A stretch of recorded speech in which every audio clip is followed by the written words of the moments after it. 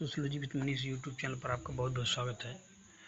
हम सब इस सीरीज में आप देख रहे होंगे शॉर्ट वीडियो की हमारी ये सीरीज चल रही है। हम लोग छोटे छोटे थ्योरीज को देख रहे हैं लगातार, जिसमें हम लोग आज micro and macro theory sociology की जो है इसके बारे में चर्चा करेंगे। माइक्रो और मैक्रो इन दोनों शब्दों का सबसे पहले अर्थ समझ लेना बहुत आवश्यक है। माइक्रो का अर्थ होता है सूक्ष्म, मैक्रो का अर्थ होता है बृहद। यानी दोनों का अगर हम बात करें तो एक का अर्थ होता है सूक्ष्म, दूसरे का अर्थ होता है बृहद, यानी कि एक छोटा और एक बड़ा।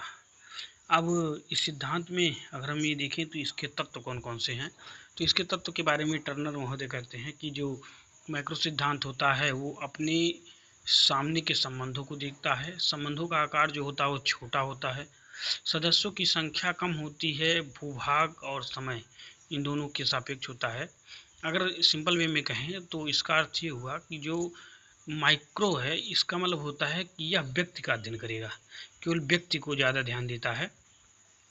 और माइक्रो में व्यक्ति के बारे में ज़्यादा बातें की जाती हैं।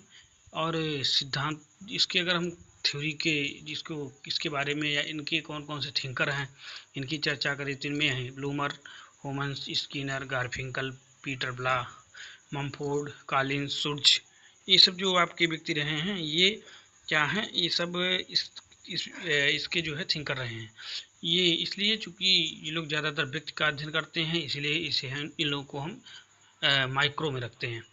इसके बाद अगर हम इसके निर्माण की प्रक्रियाओं के बारे में बात करें तो अभिप्रेरक प्रक्रियाएं होती हैं, अंतःक्रियात्मक प्रक्रियाएं होती हैं, समरूपता बनाने वाली प्रक्रियाएं होती हैं। ये सब जो है ये सिद्धांत की निर्माण की प्रक्रियाएं हैं।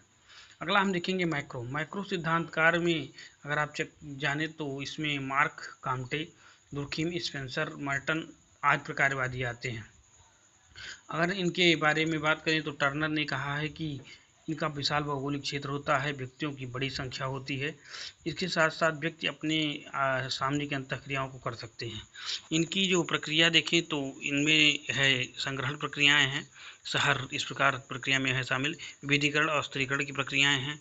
इसके साथ जो स्थिरीकरण की प्रक्रियाएं हैं, विविधीकरण की प्रक्रियाएं, ये सब इसमें शामिल हैं।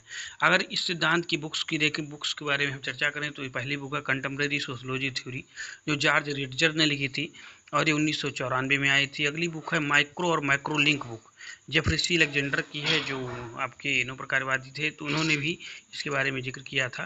तो इस प्रकार ये माइक्रो और मैक्रो सिद्धांत रहा। इनमें याद रखना है आपको कि माइक्रो जो है वो व्यक्ति का अध्ययन करता है, मैक्रो समाज का अध्ययन करता है। नमस्कार दोस्तों, चैनल को लाइक कीजिए, सब्सक्राइब कीजिए, शेयर कीजिए। बहुत बहुत नमस्कार।